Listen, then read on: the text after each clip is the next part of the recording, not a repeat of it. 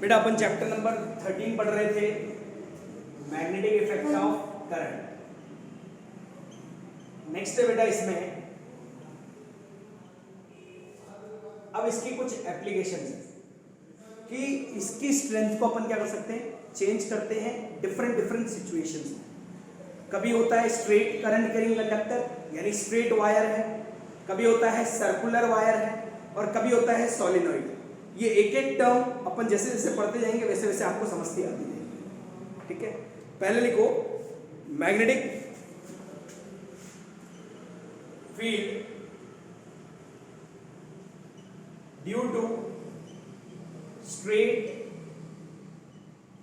Current carrying conductor.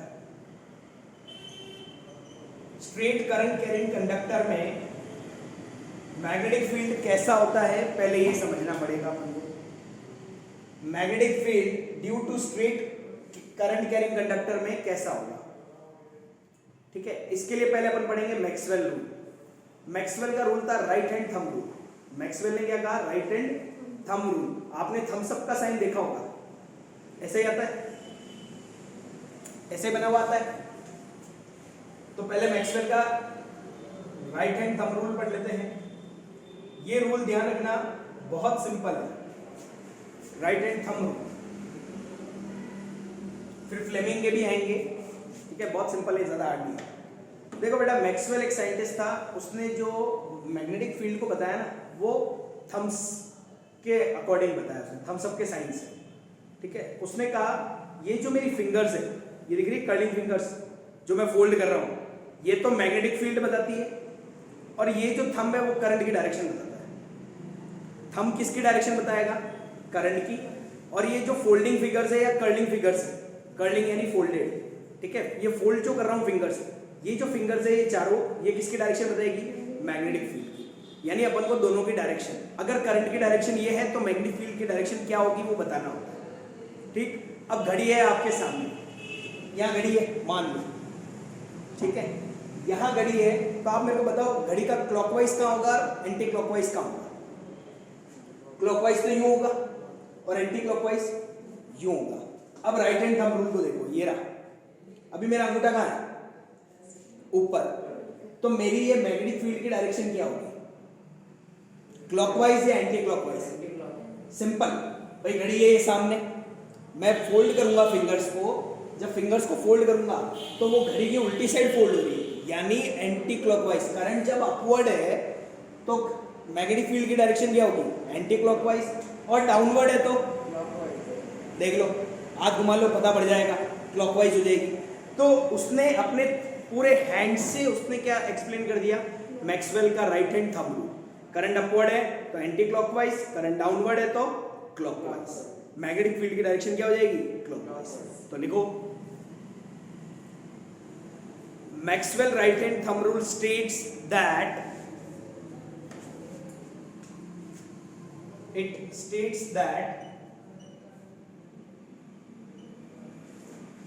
thumb shows या thumb represents the direction of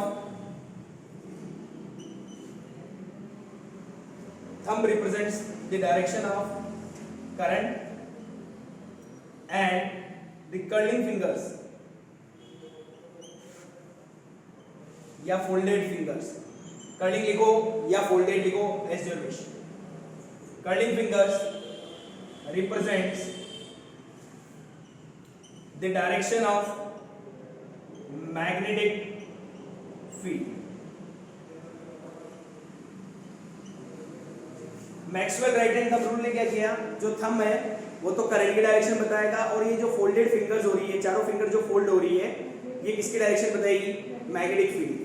अब current अगर upward है तो एंटी क्लॉकवाइज होगी, और डाउनवर्ड है तो क्लॉकवाइज होगी। उसको डायग्राम से भी समझ में आ जाएगा। लिखो केस 1, दो केसेस बनेंगे इसके। फर्स्ट केस है when the direction of current is upward, when the direction of current is upward, then the direction of magnetic field will be, MF लिख रहा हूं मैग्नेटिक फील्ड को, the direction of magnetic field will be anti clockwise. Magnetic field की direction क्या हो जाएगी? Anti clockwise. The direction of magnetic field will be anti clockwise. Second case 2, when the direction of current is downward, अब current की direction क्या है? Downward.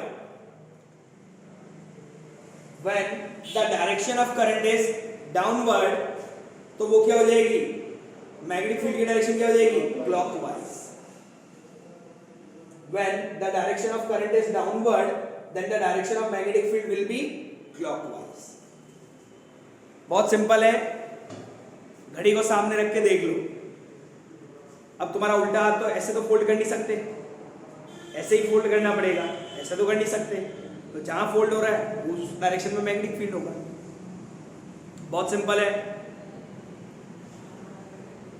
लिया?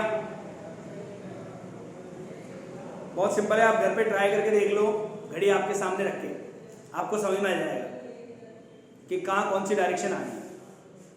ठीक है, क्लियर दीदी?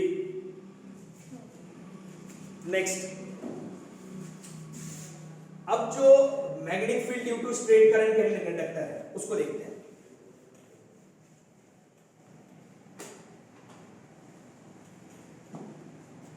इसका डायग्राम कैसा बनता है?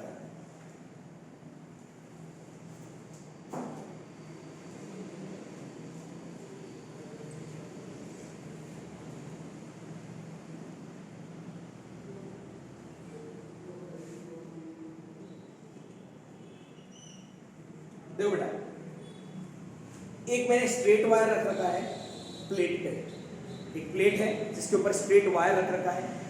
जैसे ही करंट पास होगा, अब करंट का डायरेक्शन क्या होगा? पॉजिटिव से नेगेटिव, आया ना? अब इस प्लेट के अकॉर्डिंग इसका डायरेक्शन क्या है करंट का? अपवर्ड। तो मैग्नेटिक फील्ड का डायरेक्शन क्या होगा? एंटी क्लॉकवाइज, यानी ऐसा, ऐसे घूम रही है, ऐसे ऐसे घूम रही है, सीधी नहीं घूम रही है, उल्टी घूम रही है। तो हमेशा ध्यान रखना, करंट की डायरेक्शन अगर अपवर्ड है तो मैग्नेटिक फील्ड की डायरेक्शन क्या होगी? एंटी क्लॉकवाइज होगी। तो उसने कहा कि भाई जब भी कोई करंट पास होता है स्ट्रेट वायर से तो हमेशा उसमें कॉन्सेंट्रिक सर्कल्स बनते हैं। कॉन्सेंट्रिक सर्कल्स का मतलब सर्कल के अंदर, सर्कल के अंदर, सर्कल के अंदर, सर्कल के अंदर, मतलब सर्कल के अंदर एक सर्कल बनता है या सर्कल के बाहर एक सर्कल बनता है। तो हमेशा ध्यान रखना, स्ट्रेट वायर में जब भी मैग्नेटिक फील्ड प्रोड्यूस होगा वो कौन सी फॉर्म में होगा? कॉन्सेंट्रिक सर्कल्स की फॉर्म में होगा। कौन सी फॉर्म में होगा? कॉन्सेंट्रिक सर्कल्स, यानी सर्कल के अंदर सर्कल, सर्कल के अंदर सर्कल। ये दिख रहा है? और उसकी डायरेक्शन बता दीजिए। ये डायग्राम बनाना है, पहले थ्योरी लिख लो। When current is passed through straight wire, when current is passed through the straight wire, when current is passed through the straight wire,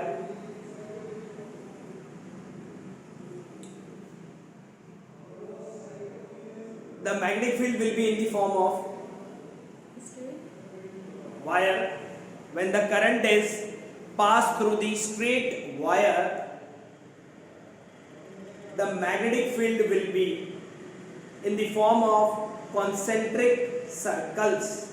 The magnetic field will be in the form of concentric circles. जो magnetic field बनेगा वो कौन सी form में बनेगा? Concentric circles की form में, ऐसा। और ये हमेशा डायग्राम में ये ध्यान रखना, ये आपको शो करना पड़ता है। ठीक, अगर मैं यहाँ पे बैटरी की डायरेक्शन चेंज कर देता हूँ, मान लो मैं बैटरी की डायरेक्शन ऐसे चेंज कर देता, यहाँ पॉजिटिव या नेगेटिव आ जाता, यहाँ पॉजिटिव, यहाँ नेगेटिव आ जाता, यहाँ पॉजिटिव, तो करंट की डायरेक्शन भी चेंज हो जाती।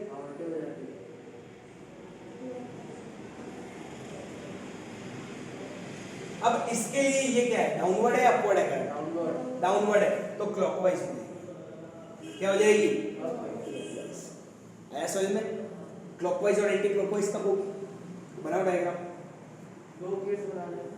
दोनों बना दो, जब अपवर्ड है और डाउनवर्ड है, दोनों केस बना दो। ठीक है, दोनों केस बना दो फटाफट। नेक्स्ट बेटा सैंपल पेपर सॉल्व करेंगे ना, करेंगे। नेक्स्ट है इसके बाद, अब इसकी स्ट्रेंथ किस पे डिपेंड करती है? इस मैग्नेटिक फील्ड की स्ट्रेंथ 3 चीजों पे डिपेंड करती है, सॉरी 2 पे। फर्स्ट डिपेंड करती है B proportional to I। Magnetic field किसके प्रोपोर्शनल है? करंट के। अगर आप करंट को इंक्रीज करोगे तो मैग्नेटिक फील्ड भी क्या होगा? इंक्रीज। तो ये पहले डिपेंड किस पे करती है? करंट पे डिपेंड करता है। मैग्नेटिक फील्ड किस पे डिपेंड करता है? और किसमें? स्ट्रेट करंट कैरिंग कंडक्टर में। स्ट्रेट करंट कैरिंग कंडक्टर में जो मैग्नेटिक फील्ड होता है वो किस पे डिपेंड करता है? करंट पे। और दूसरा ये डिपेंड करता है,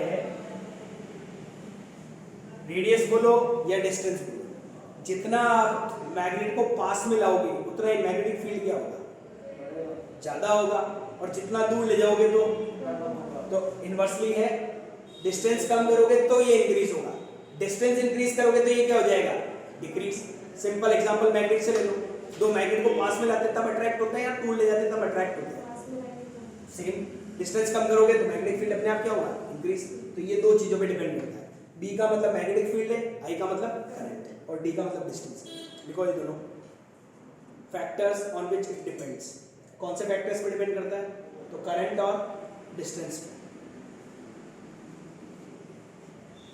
2 फैक्टर पे डिपेंड करता है, करंट और डिस्टेंस।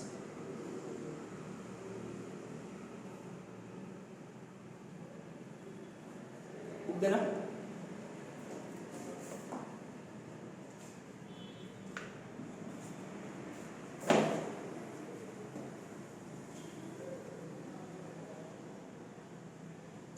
नेक्स्ट है इसके बाद,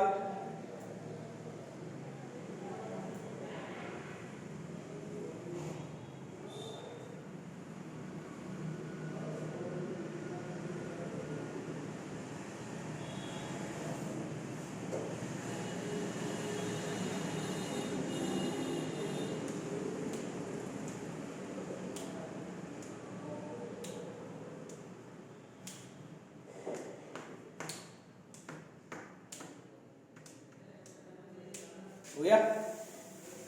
नेक्स्ट लिखो, magnetic field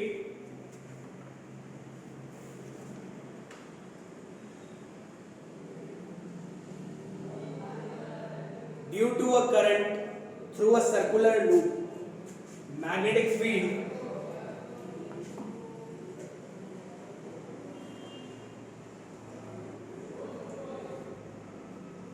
due to a current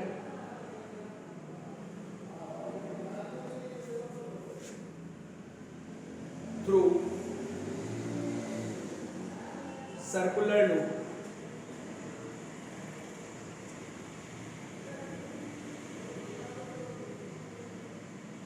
straight वाला पढ़ लिया, अब सर्कुलर लूप वाला।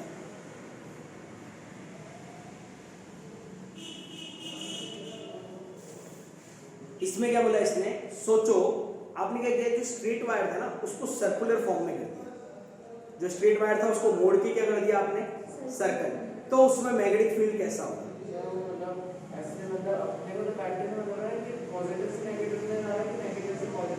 वो तो एंटी क्लॉकवाइज और क्लॉकवाइज तो डायग्राम से पता पड़ेगा, जो इसका सर्किट डायग्राम है वो पूछ रहा है कैसा होगा, कॉन्सेंट्रिक सर्कल होगा या नहीं होगा? वो हर पॉइंट पे कॉन्सेंट्रिक सर्कल होगा। जो कभी भी स्ट्रेट वायर को पूरा सर्कल में चेंज करते हैं तो उसका जो मैग्नेटिक फील्ड होता है ना, हर पॉइंट पे कॉन्सेंट्रिक सर्कल होता है, हर पॉइंट पे। जब अपन स्ट्रेट की बात कर रहे थे तब एक ही कॉन्सेंट्रिक सर्कल बना लेते अपन, ठीक। लेकिन जैसे ही वो सर्कुलर शेप में होता है तो हर पॉइंट पे कॉन्सेंट्रिक सर्कल होता है। इतना सा डिफरेंस कि आपने उस स्ट्रेट वायर को जैसे सर्कल में कन्वर्ट किया तो वो हर पॉइंट पे कॉन्सेंट्रिक सर्कल शो करेगा। यानी अपन डायग्राम में बताएंगे 2 कॉन्सेंट्रिक सर्कल बताएंगे और दोनों में मैग्नेटिक फील्ड की डायरेक्शन अपोजिट होगी। एक में करंट अपवर्ड होगा तो दूसरे में करंट डाउनवर्ड होगा, तो उन दोनों में मैग्नेटिक फील्ड की डायरेक्शन क्या होगी? अपोजिट होगी। देख लेना, अभी करके बताऊंगा मैं, पहले लिखो। When a straight wire is bent in the form of circular loop, when a straight wire is bent in a circular loop and current is passed through it.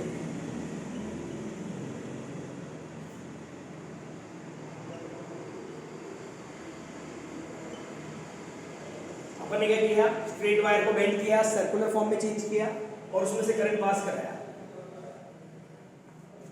Then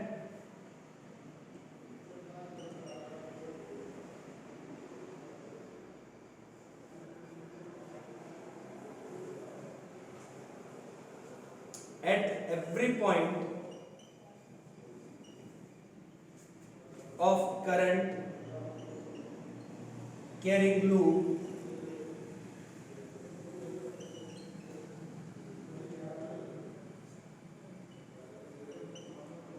the concentric circle represents the magnetic field. जिस point में current pass होगा circular loop में, वहां concentric circle बनेंगे और वो किसको represent करेंगे? हमेशा मैग्नेटिक फील्ड को ही करते हैं. वो हमेशा किसको रिप्रेजेंट करते हैं? Magnetic field. कॉन्सेंट्रिक सर्कल्स हमेशा किसको रिप्रेजेंट करेंगे? Magnetic field. यानी दोनों में आंसर सेम ही है. ठीक है, दोनों में जो मैग्नेटिक फील्ड होगा वो किस फॉर्म में होगा? कॉन्सेंट्रिक सर्कल की फॉर्म में होगा. बात खत्म. Next,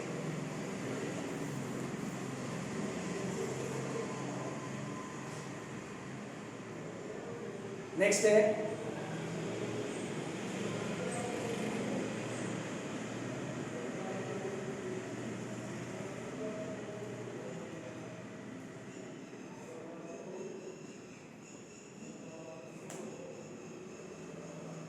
it would become larger, it would become larger, it would become larger when we move away from the wire, when we move away from the wire, when we move away from the wire. जितना wire से दूर तक जाते जाएंगे जो concentric circles बनेंगे वो बड़े बड़े बनेंगे. स्ट्रेंथ कब कम होगी?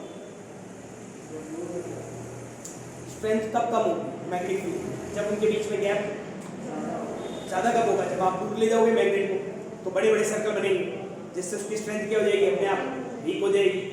आपने पढ़ा था ना कि जितना कर्व पास में रहेगी उतनी मैग्नेटिक फील्ड की स्ट्रेंथ क्या होगी? ज्यादा. अब तुम दूर जा रहे हो तो उसकी कर्व भी कितनी बनेगी? दूर दूर बनेगी. दूर दूर बनेगी यानी जैसे जैसे आप वायर से दूर जाओगे तो आपकी जो कॉन्सेंट्रिक सर्कल्स बनेंगे वो बड़े बड़े बनेंगे और बड़े बड़े बनते जाएंगे क्योंकि मैग्नेटिक फील्ड की स्ट्रेंथ क्या होती जा रही है? कम होती जा रही है. कम मैग्नेटिक फील्ड. ठीक है, अब इसका डायग्राम बना लेते हैं.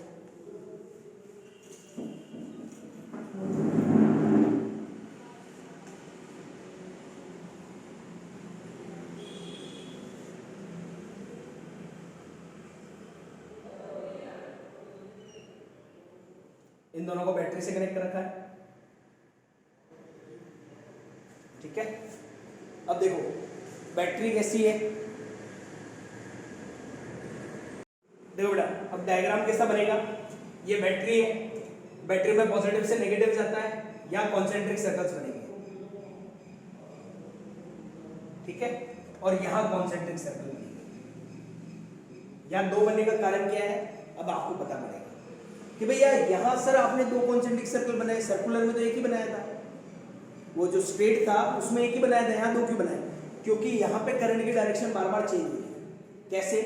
जब यहाँ से करंट मूव करेगा तो ऊपर जाएगा और जब इधर आएगा तो दो मैग्नेटिक फील्ड बनेंगे नहीं बनेंगे? एक ही मैग्नेटिक फील्ड में दो चीजें नहीं हो सकती. एक मैग्नेटिक फील्ड में एक ही चीज हो सकती है. अगर करंट अपवर्ड है तो उसकी डायरेक्शन क्या हो जाएगी? एंटी क्लॉकवाइज, और डाउनवर्ड है तो क्लॉकवाइज. यहाँ पे दोनों चीजें हो रही है, ऊपर भी जा रहा है और वापस नीचे भी आ रहा है, जिसके कारण दो मैग्नेटिक फील्ड बनेंगे. आया समझ में? और यहाँ पे तो डायरेक्शन हो जाएगी एंटी क्लॉकवाइज क्योंकि करंट क्या है? अपवर्ड. और यहाँ पे क्या हो जाएगी? क्योंकि करंट क्या है? डाउनवर्ड. ये सर्कुलर लूप का डायग्राम. कि सर्कुलर लूप में मैग्नेटिक फील्ड कैसा होगा, ऐसा डायग्राम आपको बनाना पड़ता है। ठीक है, बनाइए। पैरेलल होगा, परपेंडिकुलर हमेशा 0 होता है, पैरेलल में ही मैक्सिमम स्ट्रेंथ रहेगी। चलो बेटा, 2 फैक्टर, अब इस ये कौन से फैक्टर पे डिपेंड करता है, on which factors does it depends, यानी इसकी स्ट्रेंथ किस पे डिपेंड करेगी। फर्स्ट तो है करंट, आप करंट इंक्रीज करोगे तो मैग्नेटिक फील्ड भी क्या होगा, इंक्रीज होगा। सेकेंड, डिस्टेंस के क्या होगा, इनवर्सली प्रोपोर्शनल, जितना दूर ले जाओगे उतनी मैग्नेटिक फील्ड की स्ट्रेंथ क्या होगी, कम होगी, क्योंकि सर्कल्स क्या बनेंगे, लार्जर। थर्ड है number of turns, which means wire को आप जितना बेंड करोगे उतना ही मैग्नेटिक फील्ड की स्ट्रेंथ क्या होगी, ज्यादा होगी। टर्न्स यानी जितना ज्यादा उसको बेंड करोगे, बोल रहा है जितने ज्यादा बनाओगे उतनी उसकी स्ट्रेंथ क्या होगी, इंक्रीज होगी। ये तीसरा पॉइंट है जो इसमें ऐड हो रहा है, नंबर ऑफ टर्न्स पे भी डिपेंड करेगा, जितने टर्न्स ज्यादा होंगे उतनी मैग्नेटिक फील्ड की स्ट्रेंथ भी क्या होगी, ज्यादा होगी। ठीक है, मैग्नेटिक फील्ड की स्ट्रेंथ भी क्या होगी, ज्यादा। करो ज्यादा का वादा। ठीक है, ये हो गया मैग्नेटिक फील्ड इन अ सर्कुलर लूप, कि मैग्नेटिक फील्ड जब करंट पास होता है सर्कुलर लूप में तो मैग्नेटिक फील्ड कैसा होता है, ऐसा। 2 पॉइंट पे बनेगा, क्योंकि डायरेक्शन क्या है दोनों जगह चेंज, स्ट्रेट वायर में एक ही बनता है। दोनों समझ में आ गए। नेक्स्ट देखो, Fleming's left hand rule, important है और इजी भी। Fleming's left hand rule, Fleming का राइट हैंड भी है, पहले अपन लेफ्ट हैंड पढ़ेंगे।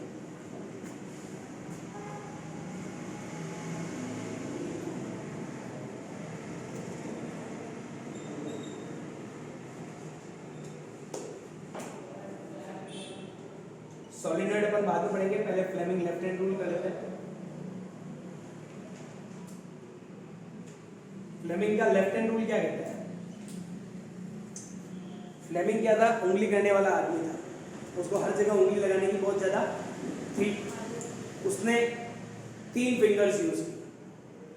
ठीक है, उन 3 फिंगर्स का नाम क्या था, थंब था, इसको बोलते हैं 4 फिंगर या इंडेक्स फिंगर। आप किसी को भी हाथ दिखाने के लिए ऐसे ही करते हो, तू चुप रहे, तू चुप रहे, तो वो इंडेक्स फिंगर होती है, ये बताती है कि आप किस तरफ इशारा कर रहे हो। या तो 4 फिंगर बोल दो या इंडेक्स फिंगर बोल दो, और ये आपको सबको पता है ये मिडिल फिंगर है। ठीक है, तो ये 3 फिंगर्स उसने यूज की, थंब, इंडेक्स और मिडल, 3 फिंगर यूज की। उसने बोला जब मैं इन तीनों फिंगर को म्यूचुअली परपेंडिकुलर रखता हूँ, इन तीनों फिंगर को म्यूचुअली परपेंडिकुलर रखता हूँ, what is the meaning of mutually perpendicular, यानी तीनों एक दूसरे के परपेंडिकुलर है, तीनों परपेंडिकुलर नहीं, तीनों एक दूसरे के अकॉर्डिंग क्या है, परपेंडिकुलर। कैसे, ये थंब जो है 4 फिंगर के परपेंडिकुलर है, ये 4 फिंगर मिडिल फिंगर के परपेंडिकुलर है, और ये मिडिल फिंगर थंब के परपेंडिकुलर है, जिसके कारण आपस में तीनों क्या हो गए, म्यूचुअली परपेंडिकुलर। तीनों आपस में कितने डिग्री का एंगल बना रहे, 90 का, तो तीनों म्यूचुअली परपेंडिकुलर हो गए। तो उसने बोला कि थंब जो है वो डैश की डायरेक्शन शो करेगा, इंडेक्स फिंगर जो डैश की डायरेक्शन शो करेगा, और मिडिल फिंगर जो डैश की डायरेक्शन शो करेगा। अब किसकी करेगा, तो simple, father mother child, father mother child. F से क्या होगा, फोर्स, थंब किसकी डायरेक्शन बताता है, force. M magnetic field, chapter का नाम है जो, और सी current.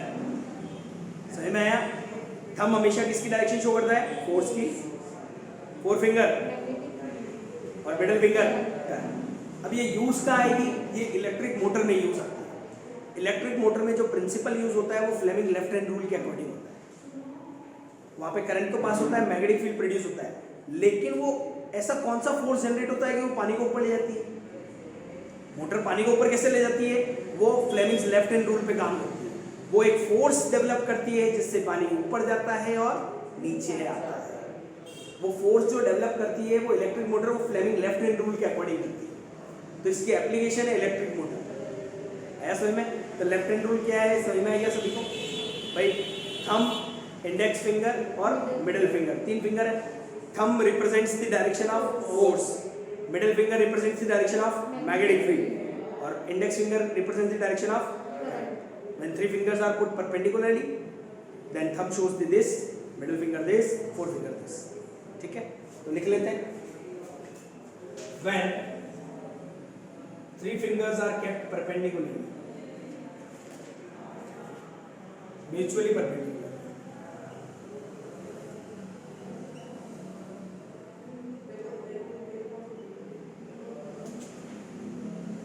then thumb shows the direction of force. DIR लिख रहा हूं, इसका मतलब समझ जाना। 4 finger shows the direction of magnetic field and middle finger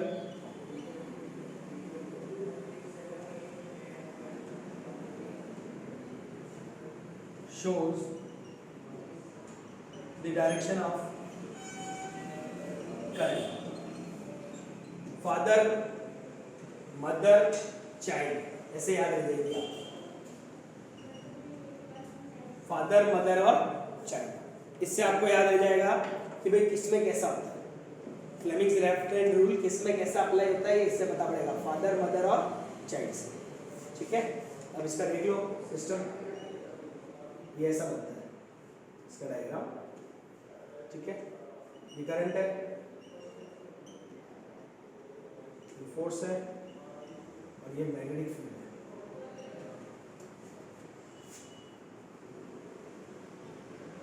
देख लो ऐसा बनेगा। 4 फिंगर तो मैग्नेटिक फील्ड बताएगी, थंब फोर्स बताएगा और ये नीचे से जो उंगली आ रही है ये क्या बताएगी, करंट। ऐसे ही बनेगा, देख लो।